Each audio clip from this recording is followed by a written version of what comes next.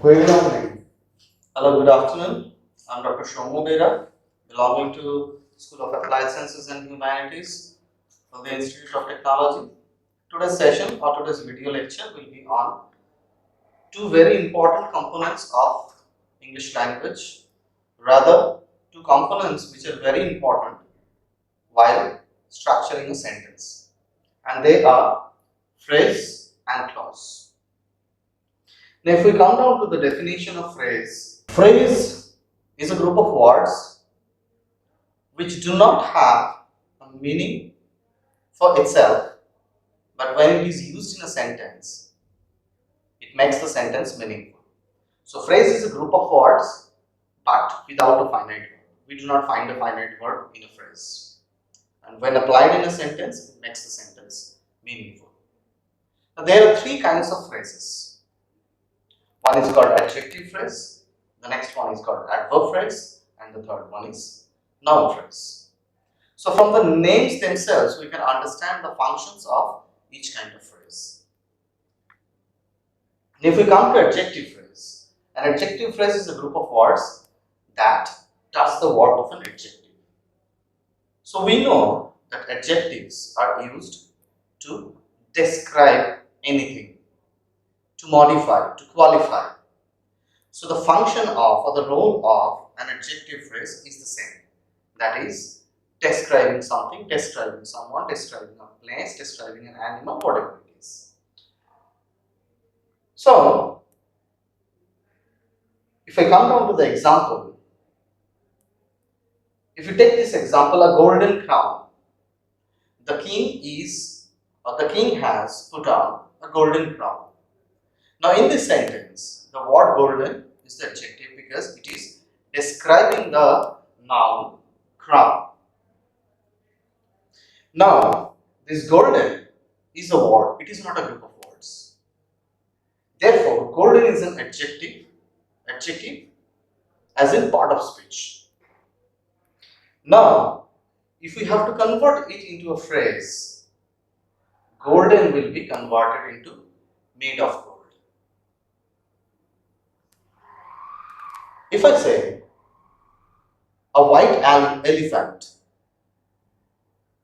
or I have seen a white elephant, in this sentence, white is the adjective because it is describing the color of the elephant.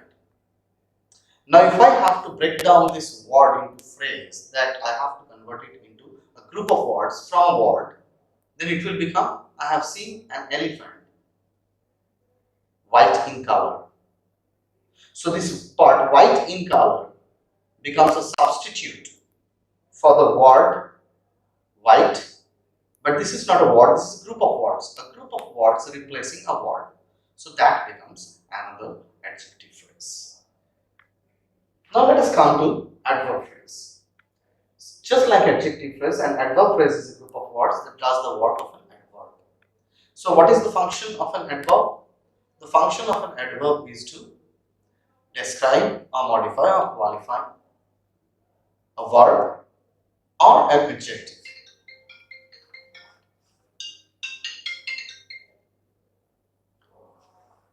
Now, adverb phrase plays the similar role. So, taking an example, we can say that if I write or if I say that the soldiers fought bravely.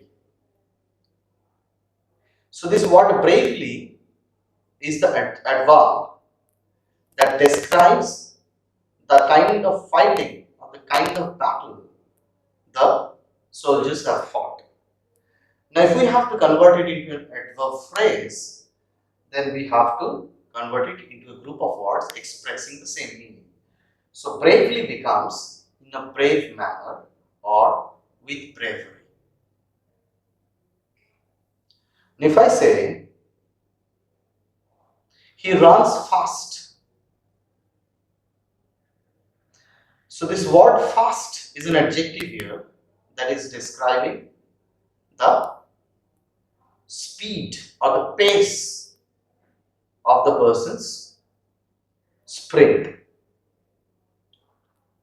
Now if we have to convert it into an adverb phrase, it will become he runs in a very swift manner, which will mean the same, that is, he runs fast.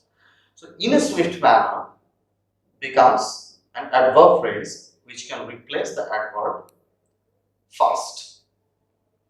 Now let us come down to noun clause, noun phrase here. So similarly, a noun phrase is a group of words that does the work of a noun, and we all know that a noun is a naming word for anything. And if we take this example, this early to bed is a good habit. Now this part, early to bed, is sitting in the place of the subject. So subject is either a noun or a pronoun, mostly a noun. We replace the noun with a pronoun, but a subject is mostly a noun. So this group of words is basically sitting in the place of a subject which was supposed to be a noun. That is why this group of words will be called noun phrase. If I say swimming in the morning, a similar kind of a sentence. If I say swimming in the morning is a good habit. So swimming in the morning, this entire part becomes noun phrase. I hope you have understood. Now let us come down to clauses. Before getting into the different kinds of subordinate clauses, let me first tell you that there are primarily two kinds of clauses. So first let me define what a clause is. A clause is a group of words, a part of a sentence having a finite word. So the fundamental difference between a clause and a phrase is that a phrase is without a finite word and a subject, and a clause is having a subject and a finite word.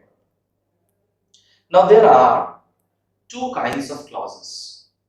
One is called the principal clause or the main clause or the coordinate clause, and the other is called the subordinate clause. So main clause or a principal clause or a coordinate clause can make a sentence out of itself. If I say that the sun rises in the east, the sun rises in the east is a sentence. It can also be called a main clause or a principal clause or a coordinate clause. So any sentence that has one subject and one finite word can be called a main clause, and it is also called a simple sentence. Similarly, when we have one main clause or principal clause, along with that one or more than one subordinate clauses, that sentence becomes a complex sentence. Similarly, when we have more than one principal clauses or main clauses, or you can also say call them simple sentences joined together with coordinating conjunctions, they will be called compound sentences. So I'll be repeating, any main clause or principal clause or coordinate clause can be called a simple sentence because it will have one subject and one finite word. A complex sentence will have one main clause and along with that one or more than one subordinate clauses. And a compound sentence will have at least two main clauses or simple sentences joined together with coordinating conjunctions like and, but, yet. Now the divisions we have here are basically of subordinate clauses.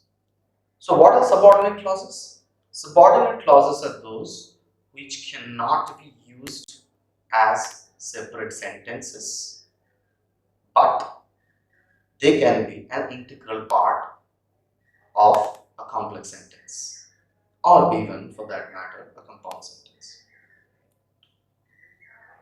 subordinate clause cannot be called a simple sentence. A subordinate clause will always be a part of a complex sentence or a compound sentence. Now there are three kinds of subordinate clauses. Just like the phrases, there are three kinds of subordinate clauses. One is called the noun clause. The second one is called the adjective clause. And the third one is called the adverb clause.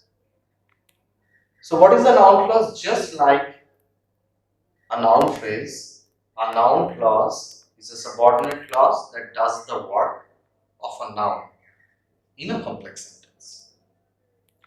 Now there are different kinds of noun clauses. The first one is subject to a verb. That means the subordinate clause or the noun clause will sit at the place of a subject. Now if I take a sentence like that he is guilty is known to me. So my primary sentence or the principal clause or the independent clause is it is known to me or the fact is known to me. So what is that fact? That he is guilty is known to me. So this entire clause that he is guilty is sitting in the place of the subject. That is why it will be called a noun clause that is subject to a verb. Because our main verb is known and the subject to that verb is that he is guilty. Now that he is guilty is a subordinate clause which is just like agreeing to the definition of clause. It has one subject that is he and it also has one finite verb that is. So that he is guilty is a subordinate clause that is subject to the verb. Subject to the verb is known. Now the next one is object of a transitive verb.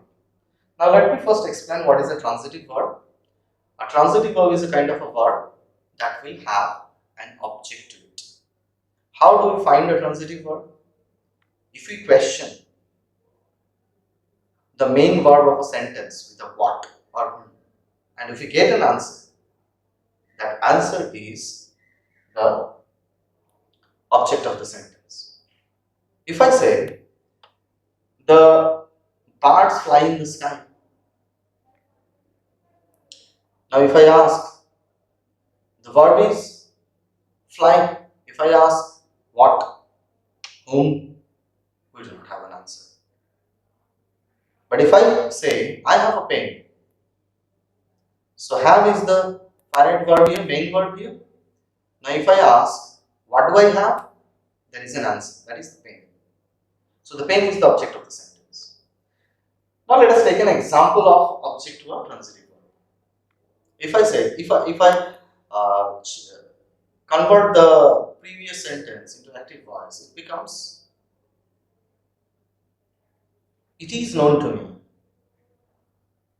that he is guilty. So what is known? That he is guilty. Or I can say I know that he is guilty. So the main verb is, the principal clause is I know and the main verb is know. So I'm questioning the main verb with a what. What do I know? That he is guilty. So this same clause in the previous case sat in place of the subject. Now it is sitting in place of the object.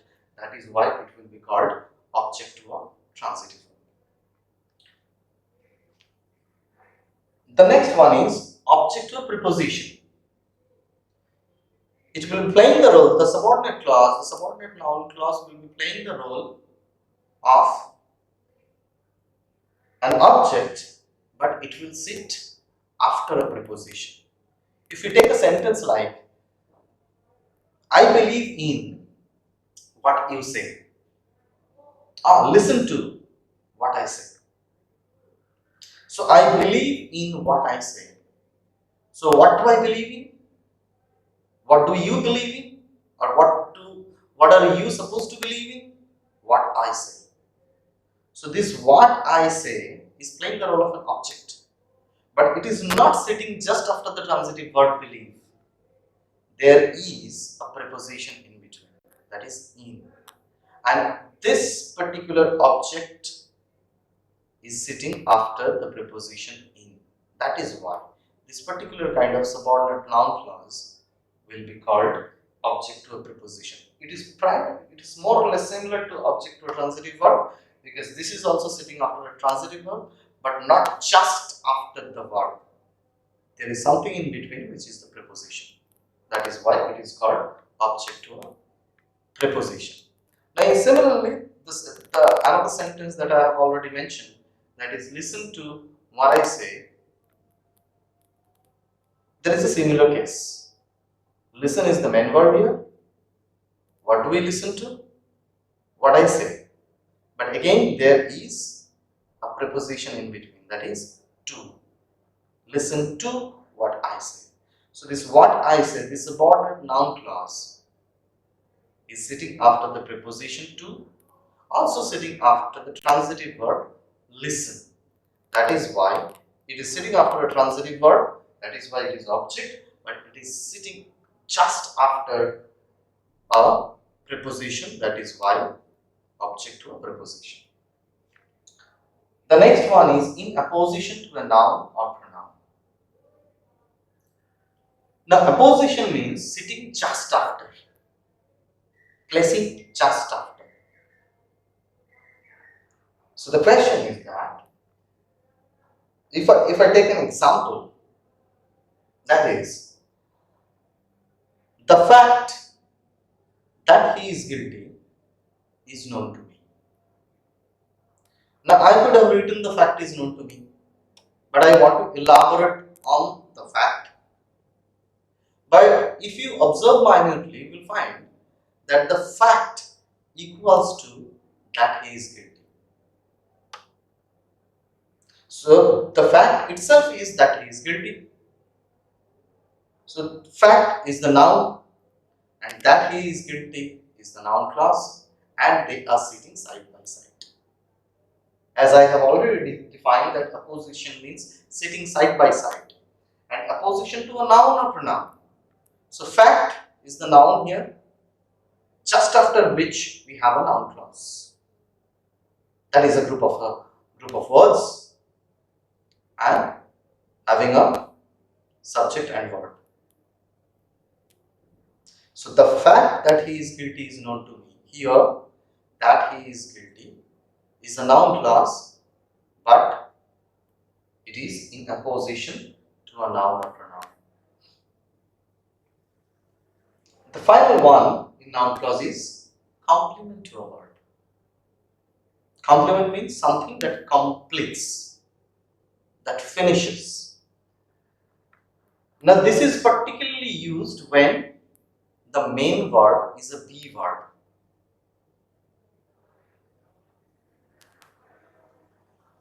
Now, if I take a sentence like,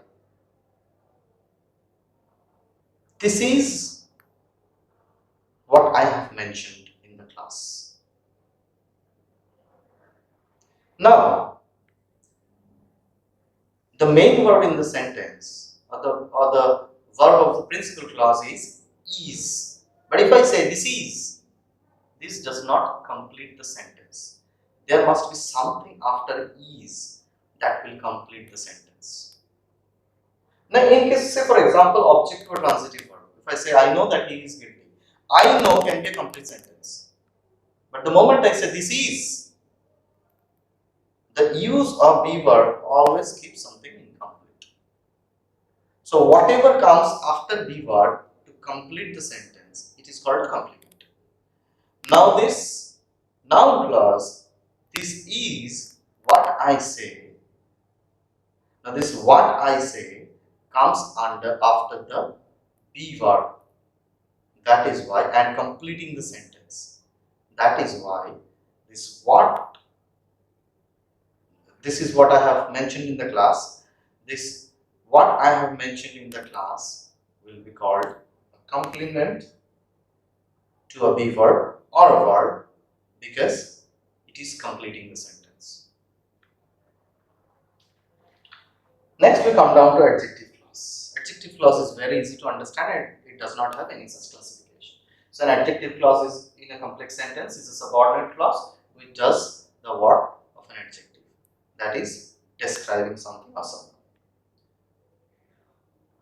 Now let us take the example. Example is he is the man whom we all respect. So this part, whom we all respect, this is a subordinate clause because without this also the sentence is complete. He is the man. But this clause, whom we all respect, this is describing the man. That is why this particular subordinate clause will be called an adjective clause. If I say she is the girl who stands first in the class. So who stands first in the class is describing the girl herself. That is why that subordinate clause will be called an adjective clause. Next is adverb clause. An adverb clause is a subordinate clause that does the work of an adverb in a complex sentence. Let us come down to the classifications.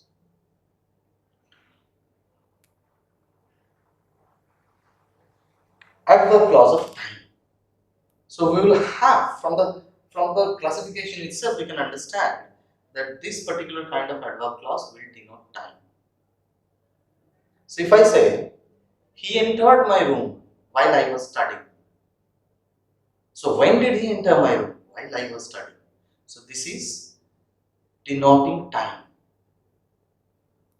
He met me when I was coming out of the market. So when did he meet me? When I was coming out of the market. The next one is adverb clause of place. So again from the name itself we can understand that this particular adverb clause will denote the place. So if I take a sentence like I can stay where you want. So this where you want, this subordinate clause is indicative of place. I can simply say I can stay in your flat.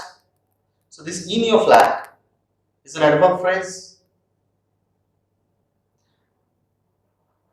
Now I am replacing this with a clause.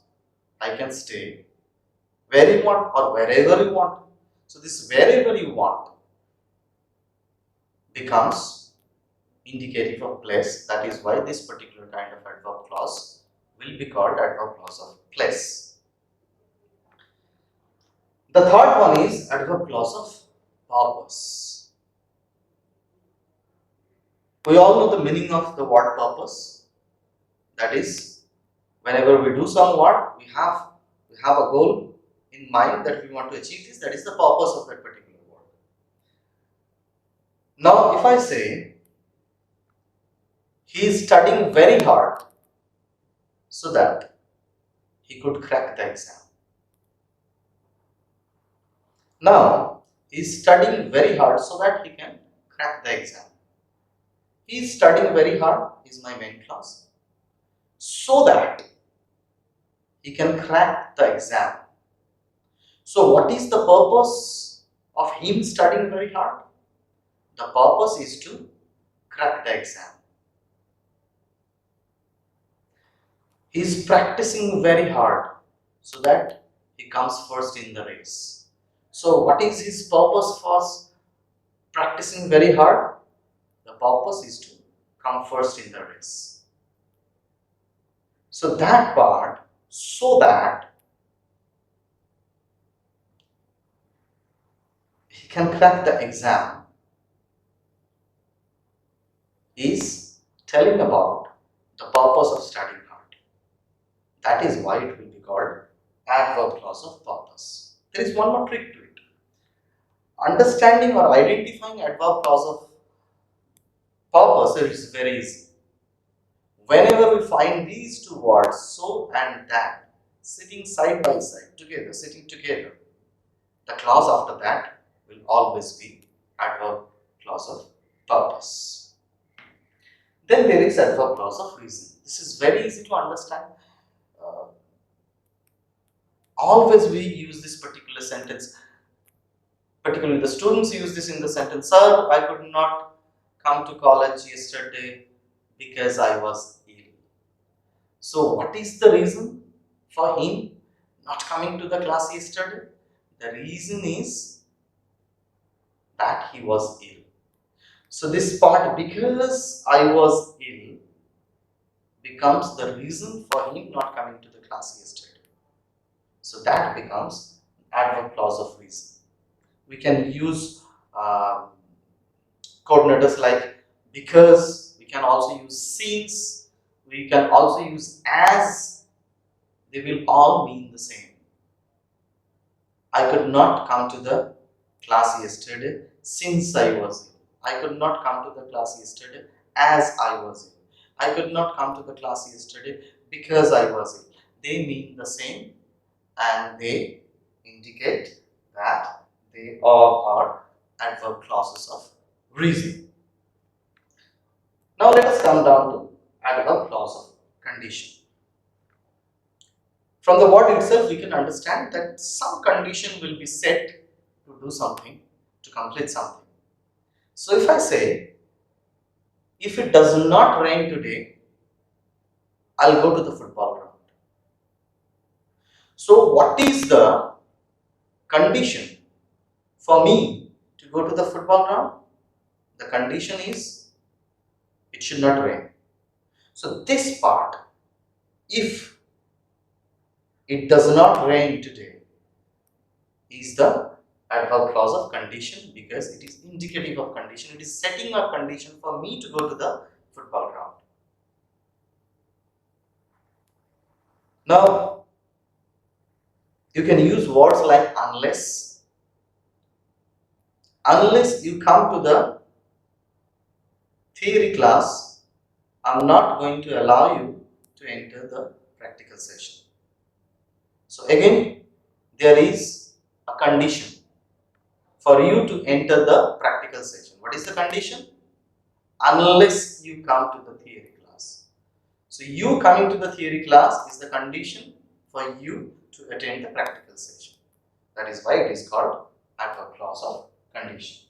Then we have adverb clause of result. There is a certain similarity between adverb clause of purpose and adverb clause of result. I will come to that at the end. Let us take an example first. Now, I will frame that same sentence in a different way that I have used in adverb clause of purpose. That is, he studied so hard that he came first in the exam. Here, our main clause is, he studied very hard. But what is the result of him studying very hard? The result is that he came first in the exam. So if I say, he is studying very hard so that he comes first in the exam, it becomes the purpose. But if I say, he studied very hard, he studied so hard that he came first in the exam, in that case, the meaning changes and it becomes, what is the result of him studying very hard? The result is that he came first in the exam. So this, that he came first in the exam, is the adverb clause of result. Now what is the similarity or the dissimilarity between adverb clause of purpose and result? In adverb clause of purpose, I have already mentioned that so and that, these two words will sit side by side.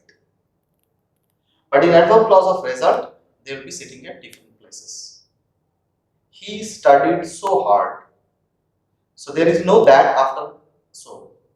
He studied so hard. Then comes the that. That he came first in the exam. So there is a slight difference in the use of so and that, which should be kept in mind. Then we have adverb clause of comparison. We simply use sentences like he is taller than his brother. There is a comparison as far as the height of the two brothers are concerned. Therefore, it will be called adverb clause of comparison. Which one is the clause here? He is taller than his brother. Actually, the sentence should have been, this is colloquially we use this, the sentence should have been, he is taller than what his brother is. So, this what his brother is becomes the adverb clause of comparison.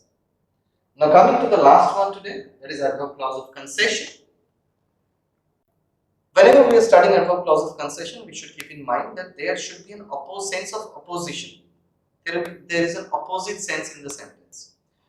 Let me take an example.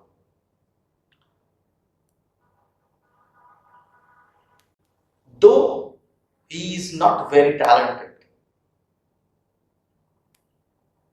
he has scored great marks in the exam. Now, not being talented and scoring great marks in the exam, they are having opposite senses. That is why this part, he has scored great marks in the exam, that is our main clause.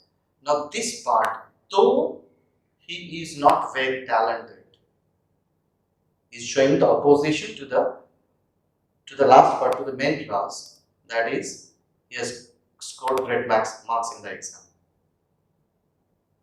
That is why it is called adverb clause of concession. Let us take another example. Though he is very old, he can walk very fast. So it is assumed that older people generally do not walk fast. So these two parts of the sentence, they go in opposition. They oppose themselves.